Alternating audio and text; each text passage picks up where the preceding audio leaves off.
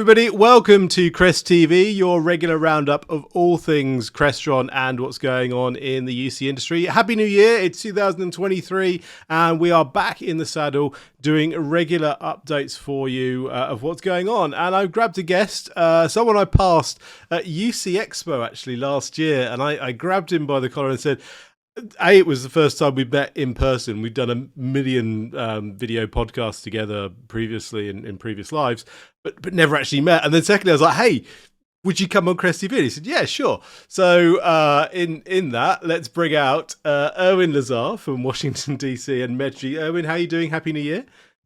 Happy New Year. Good to see you. Unfortunately, not in person again. We're back to virtual again.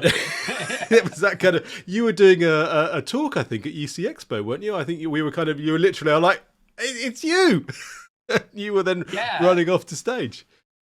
Yeah, it was my first time over for the event, and moderated a number of panels, and really good conference. Just everything was very much focused on hearing from end users and the real world problems they're facing and how they're solving them.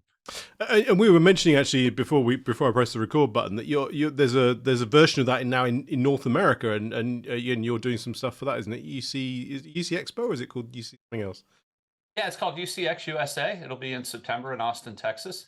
Ooh, nice. And I'm the chair of the education committee, along with a number of folks, both from the analyst side as well as the end user community. And we're putting together the program that will really focus again on, allowing people to hear from their peers and network with one another, and much more of a conference where you go to learn best practices from other people in both the UC and AV industries. There definitely seems to be a growth in education and distance learning. Actually, we've got the BET show coming up actually in March, I think, where I'm doing a piece. But there seems to be a sort of big focus on that education piece. So interesting, you're doing that. When is this UCA? That's later in the year, isn't it? I think. Yeah, it's in September. Okay. I apologize, I don't have the exact date. No, we got a while to go, so we'll get you on again before then, hopefully. So all good. You did the main reason for getting you on was that you've done a sort of top 5, I think, predictions. I love it when people get their crystal ball out and predict what's going to go on for the year, because it's just interesting to see where the industry's going, but then B, we can then talk to you again at the end of the year and see how many actually kind of came to fruition or not. So talk us through some of that. I think it was a no jitter piece you did, wasn't it, around those 5 predictions? Talk us through that. Yeah, they'd asked us to sort of put on our thinking caps and look in our crystal ball and figure out where we think the world's going. And, some of it are pretty low hanging fruit, to be honest. I think obviously the big challenge that is driving a lot of decision making right now is around what's going on with the economy. So when we do predominantly end user research, we go out and we talk to people who are responsible for purchasing, deploying, operating unified communications and collaboration solutions, and they've changed modes a little bit. The last couple of years have been dominated by how do I support a remote workplace. A lot of that discussion over the last year has been how do I support a hybrid workplace where people are coming in. But now there's kind of this age of rationalization, which has taken a step back and saying, we bought a lot of stuff in the last couple of years. We brought in a lot of applications. What makes sense? What overlap do we have? How do we optimize spending? How do we look for areas where we can reduce costs and kind of position ourselves a little better for what looks like a kind of rough economic period that we're in right now? Yeah, I mean, again, we've had that over here in certainly in the UK. We've had 3 or 4. I've lost count of how many prime ministers we've had last year in the latter part of last year, and then obviously the energy crisis and the cost of living crisis and all of that horrible crisis stuff that's going on, and then Christmas. So, it definitely is going to cause some interesting decisions for customers, and I think it's a good point you made. There was that panic buy. There was that quick, let's people are coming back to the office. Let's throw some stuff on the wall and kind of see what sticks. And now having to had some time to kind of think it out and understand what modern work looks like and how that's going to fit in. What users want to do. Are they going to come back full time? Are they going to do 3 days a week? You and I talked probably 18 months, 2 years ago about the whole return to work piece, but now we're in it and we've done it, and that's kind of old news now. Kind of like, okay, well, what tools do we need, and how do we kind of rationalize what we're doing and make that stick?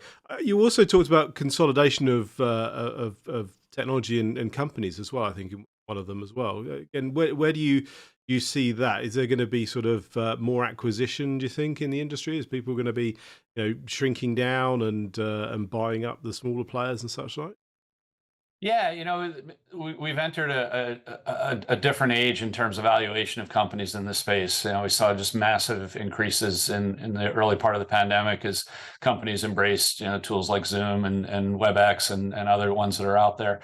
And then you saw a big change in tech valuations over the years. The market has begun to mature. So there have been stories that companies like 8x8 are shopping themselves around. Avaya's certainly going through some financial challenges right now with the new CEO and having to restate their financials. So we've seen almost a commoditization in many ways of the UCaaS, Unified Communications as a Service industry, where the vendors are really close in terms of features. If you're looking at 8x8 and Vonage and GoTo and RingCentral and Zoom, there's not a huge difference in features. So they're looking at how can we continue to grow in this environment? So through customer service, through price competitiveness, and I think you'll see companies looking at how can we maybe take advantage of some of these low valuations and buy market share and buy into areas where like you saw in the last year, 8x8 purchasing Fuse to grow their presence in Europe as an example.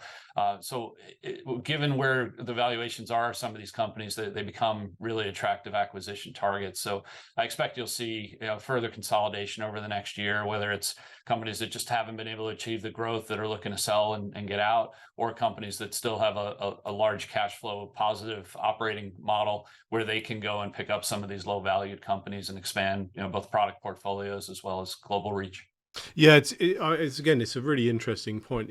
Microsoft obviously have got a dominance in this in sort of the meeting room video piece, and Teams is just a lot of people were buying of the other competitors during lockdown, but I think now people have gone back to the office. Teams is completely dominant, but I still think there is a place for these other vendors, and I think that one area is in specific applications. We talked about education.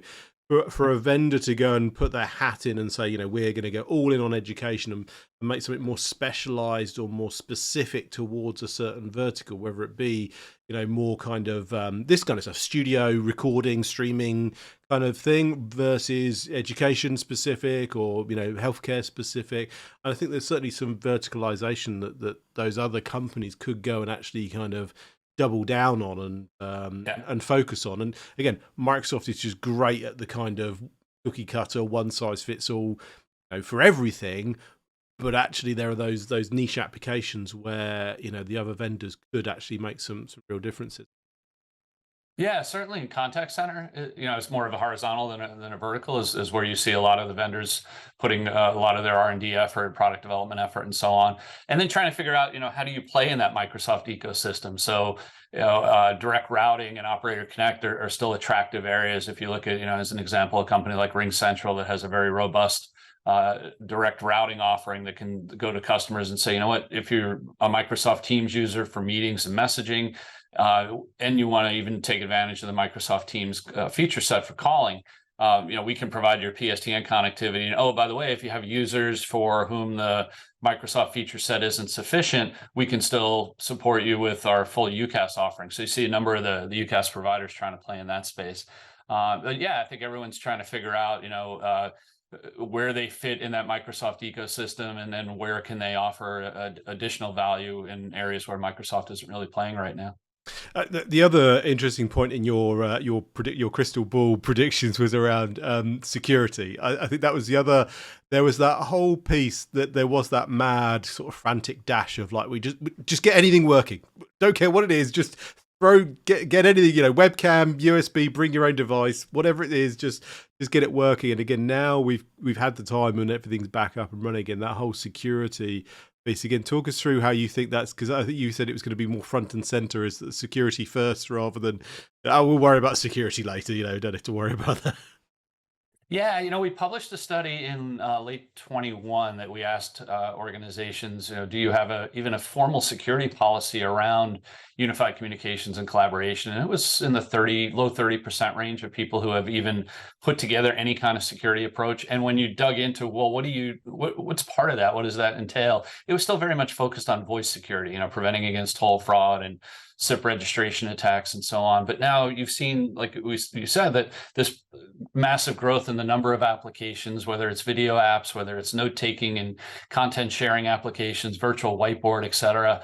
And not only that, but the applications themselves have expanded in the kind of content that they produce. So, if you're on a Zoom meeting, for example, you've got a recording, a transcript, you've got this content that has been created within the meeting, and now, well, where do you store that? How do you archive it? How do you control access to it? What compliance approaches do you need to implement? And that's where I think people are really struggling.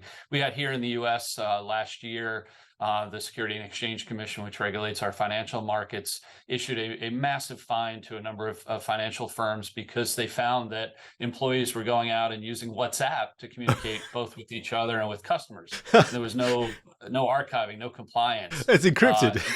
I think it is end-to-end encrypted at least. Yeah. But the companies found, wow, I think that was a wake-up call to a lot of companies. So, wow, we've got a lot of different ways now that people are communicating internally and externally. We need to get our arms around it. So we're seeing a lot of interest in, both security management platforms that can allow you to have consistent policies. Say if you're in a multi-vendor shop or using, Teams and Zoom and maybe Google or something like that, as well as compliance controls that would allow you to capture all of that content, archive it, index it, make it discoverable for whatever regulatory environment you're operating under. That's interesting. I mean, I think users will always try and find the path of least resistance, and that is the thing. It's what they use every day to chat to their wife and their kids. I would start using it to talk about business, Yeah, it's been going on a long time. I mean, one of the first reports I wrote when I became an analyst was on the impact of Skype. This was when Skype was a standalone company. Yeah. And it made its way into the enterprise because it was a really easy tool to use to communicate with people outside the company. It's easy. Well, people use it. Outside of IT control. Yeah. Yeah, so they'll always try and find a way around it and say whatever the easiest and simplest thing is. And again, if IT put too many challenges and blockers in, I guess, then that's where people will then start to that thing. But yeah, it's an interesting dynamic that as you say, I'm guessing there's going to be seeing more of that this year as well. So I'll go with you on that one. I think it's interesting. Again, we talked about consolidation. Crestron obviously made our first acquisition actually last year of One Beyond. Crestron never bought any companies, and looking at that, and again, our kind of main focus for this year is on, certainly from a UCAS point of view, is in those large spaces with our Sightline and our One Beyond acquisition. Where do you see the kind of meeting room divide with regards to the kind of, we've done huddle rooms. Huddle room was the big thing.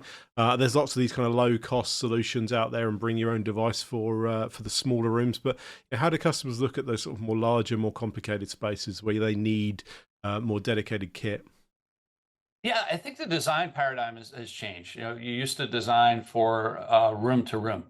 We're optimizing for people where 90% of our people in meetings are in rooms. Now it's probably 40, 60, 40% of people in meetings are in the room and 60% are connected remote. So I think a lot of a lot of the design emphasis is on how do we ensure equitable experiences. So it used to be that, the people who were remote had no idea what was going on in the room. They were dialed in. They couldn't, maybe, if you were lucky, they could see the other people.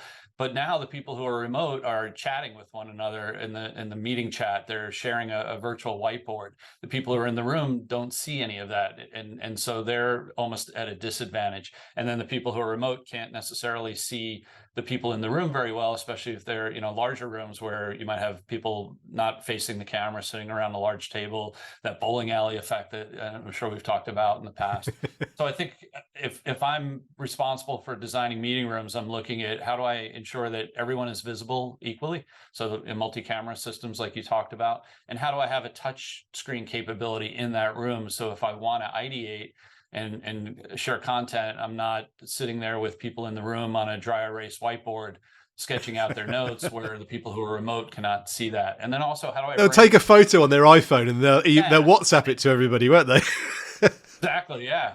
And then how do I make chat visible in the room? I know, you talk to companies like Microsoft and Zoom, they're bringing those kind of galleries and capabilities into the room so that, you don't end up where the people who are in the room all have their heads down in their laptops so that they can see the chat. So I think solving those problems is going to be critical. And then, of course, you still see a lot of challenges around quality management, performance management, utilization management, especially in hot desking environments where you want to give people the ability to check out a room and reserve it and know that when the day that they come in, that they can get the meeting space that they need. Very cool. Well, I could go on for hours. This is fascinating. Again, I love talking to you, but you've got so many great insights around this stuff. So we will definitely get you back on, and we won't leave it so long next time. Irwin, where can people hook up and find more of you? You're quite a social character. So tell the viewers where they can go and find more of this great info. Yeah, LinkedIn is probably the best. Irwin Lazar. I'm on Twitter. Twitter's been a little crazy lately. Yeah. I'm also on Mastodon at Tech Hub Social. So feel free to connect with me on any of those. There's a prediction. Are we still going to be on Twitter at the end of the year? Let's see. Excellent. Irwin, thanks ever so much for joining us on the show. Excellent. It was great to see you again, Neil. Thank you, everyone else, for joining and tuning in to this CresTV episode with Irwin Lazar from Metrigy, talking about his predictions for 2023. What are your predictions? Stick them down below in the comments. We'd love to hear from you. Make sure you join us on a regular basis. Hit that subscribe, ring the bell, and make sure you join us for the next time we are here on CresTV.